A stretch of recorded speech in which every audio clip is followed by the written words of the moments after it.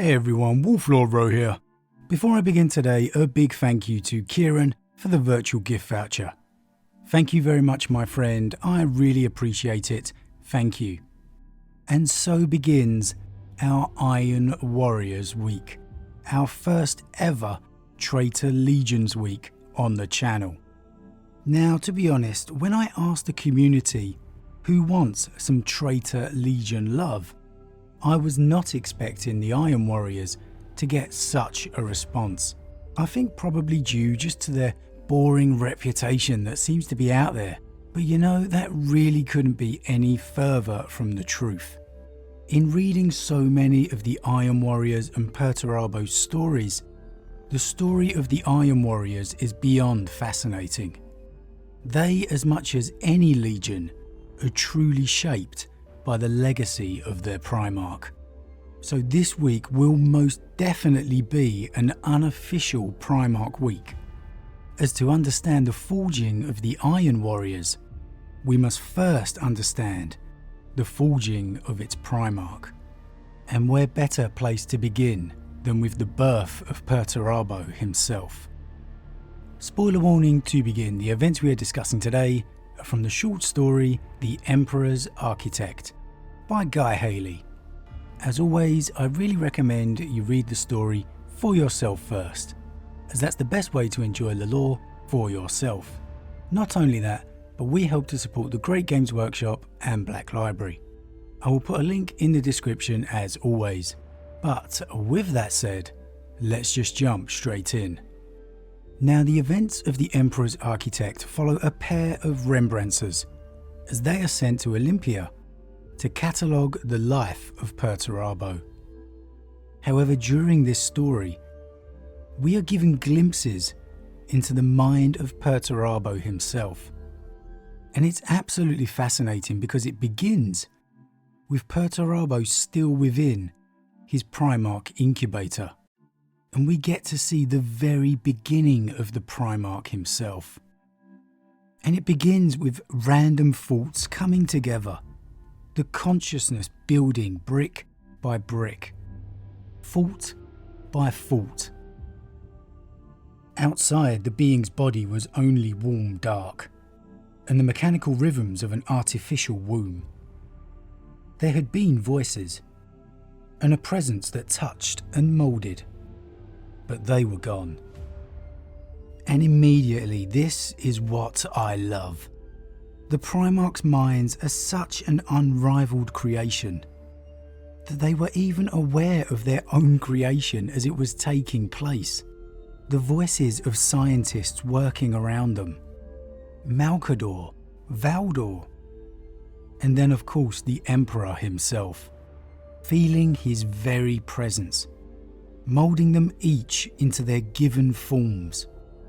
And it's really interesting the different memories and feelings the Primarchs each have of this moment. Here, Perturabo just sensing his presence, whereas others such as Corax can remember the Emperor's face. I'd really like to get this kind of perspective for each Primarch. The story continues on with the Primarch capsule coming to Olympia and being caught in its gravity as it's pulled down to the surface. All the while, Perturabo's mind is becoming more aware of knowing what gravity is, knowing he is male, the atmosphere, and even what an atmosphere is, before crashing to the earth. The impact of his arrival boomed through his confined world. Light poured in through rents in his casing. Coughing violently, he discovered he had lungs. In his few minutes of consciousness, the casing had gone from being a part of him to a trap. Its dying machines wailed out their myriad malfunctions. The being ripped at the slippery tubes penetrating his skin and fought his way free through the metal. Cold air chilled him. White light blinded him. His body was as exceptional as his gathering mind and rapidly adjusted itself to the change in environment. He looked upon the rugged landscape. Stone, he thought. Sedimentary formation. Mountain. Tectonic upheaval. Sky. Planetary atmospheric envelope. He knew the names and nature of all things as he experienced them, as if a parent whispered the words in his ear the moment he set eyes upon them. He rolled onto his back. Steam rose from his naked body. His casing, his conveyance, his womb stood upright on the mountainside, bleeding oily fluids. The silver skin was blackened, and yet the large numeral 4 stenciled on the side was still visible. The being lay on the cold, hard stone and stared at the machine. Am I this number? Am I 4? He was not a number. He was adamant. He had a name. It came to him unbidden. He clenched fists slick with amniotic gels and stood on legs never used before. I am Perturabo, he announced to the mountains. And so Perturabo is born.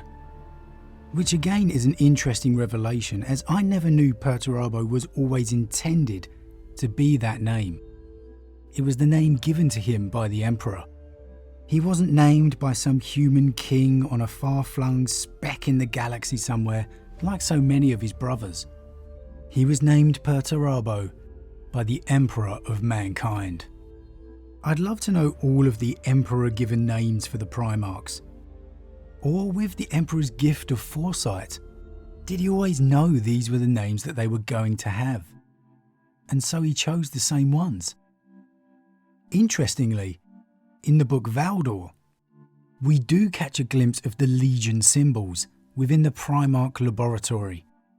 So it certainly seems he knew somewhat of how they may possibly turn out. And a side note here, a lot of people think this proves the Emperor knew and planned the scattering. But I actually think it proves he didn't. Shocker, I know. But that's definitely a discussion we're going to come to. Continuing on with this one, Perturabo is being pursued by shepherds up a mountainside. He's still a boy, feral and savage to the shepherds.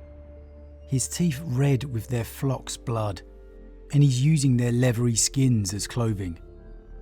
The flock, that is, not the shepherds.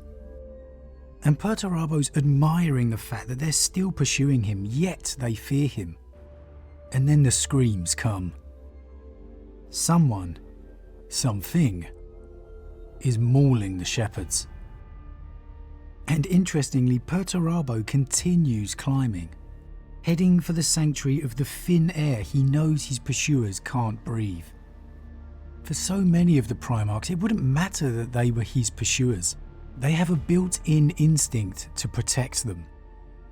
But just when you think Perturabo's going to abandon them, he hesitates, turning back to see the shepherds.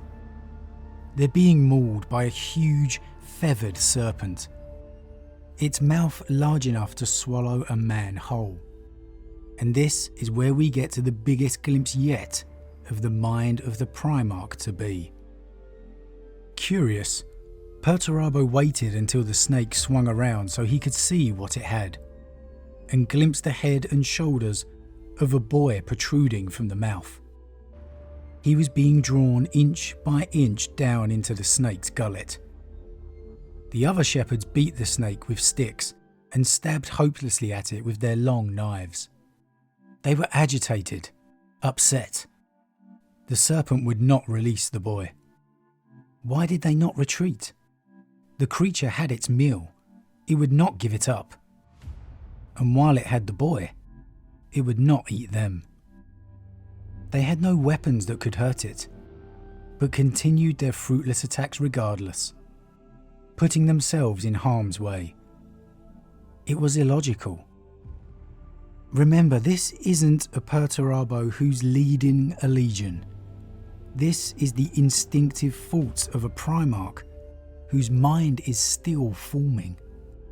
Whereas some might instinctively see challenge, such as Russ, helpless to be protected, such as Vulcan, Perturabo can't help but analyse the futility of the situation, the logic. Perturabo intended to go. To his surprise, he found he too wished to stop the beast and save the boy. He wondered at this instinct to go to the shepherd's aid. He began to descend, then stopped. His rapidly maturing brain calculated the likelihood of victory. He did not find the result to his liking. I love this passage. This is the nature of Perturabo. His mind warring with his instinct. The Primarch in him urging him to defend mankind, to protect the weak. But then, the Lord of Iron in him running the odds. Right or wrong, this is how he was made to be. To make decisions other brothers might not. Sure, this type of Primarch might not be for everybody. But that's the beauty of the Primarch project. They each were made for their own role. Yet only together do they make the complete picture. Perturabo's still immature mind tries to judge the situation. In a question that will come to define his relationship with his own Iron Warriors. Are these people weak? Or do they deserve help? It's not just a matter of helping the weak. Perturabo is judging them. Do they deserve help? Such a unique perspective. Taking Angron out of the picture due to his butcher's nails, I really can't see any other Primarch asking this question. Even Conrad Kurz. He stands there for a full minute before simply turning and heading away. And the next we see is Perturabo entering a town. He knows what he needs. He smelt it from miles away. Fire and metal. Ignoring the crowd of villagers, he makes a beeline straight to the blacksmith, ordering the smith to give him iron, charcoal, high grade, long burn, and tools. The muscle-bound blacksmith, despite matching size with this strange youth before him, wisely complies, and even starts to assist when he sees the skills that Perturabo possesses. Then, without never having been taught or even seen a real weapon, from some knowledge ingrained within his mind, Perturabo forges an iron sword. Perturabo walked into the shepherd's farmstead, carrying the head of the serpent in his arms like an infant. The Primarch was covered in blood. The shepherds had seen him coming. They waited inside, peering fearfully from their windows. Perturabo threw the head down onto the dusty ground outside and waited. The door creaked open. A man came out. Perturabo thought he was the shepherd who had cried out for his aid. He could not be sure. His memories would not settle. They were in constant competition with the knowledge swimming around in his mind, and were unseated by it before they could take root. He hoped the shepherd was the right man. The head was for him. The shepherd looked at the trophy. "You killed the Jalpida." "I did," said Perturabo. "You have taken 7 of my flock." Perturabo stared at him impassively. "But this has taken far more," said the man. "And it took my son. You have avenged him." "I have." "What is the price?" Perturabo frowned. "What do you want?" said the shepherd. "For the service. Everything has a price." Perturabo's quick mind analysed the shepherd's speech, refining his own command of the language as he spoke. "I do not want anything." The shepherd was confused. "Then why did you help us?" Perturabo thought. "It was right. You are weak. I am strong. You have come to protect us." The man looked hopeful. It was a piteous expression. The young Primarch stared at the shepherd. "Yes, that is what I am for. To protect and to improve." Another sentiment crossed the shepherd's face. It was an expression Perturabo was to learn to despise in the coming years. All Olympians, no matter how humble, were skilled in exploiting situations to their advantage. If he had known that then, he would have turned and walked back into the higher peaks and dealt no more with men. What a great passage that is, not just to protect, but to improve. And then the beginning of something which will affect the future of not only Perturabo himself, but the Iron Warriors Legion as a whole. The feeling of Perturabo being exploited, used. How that will come to haunt him in the future. Man, what a great little sub-story this was.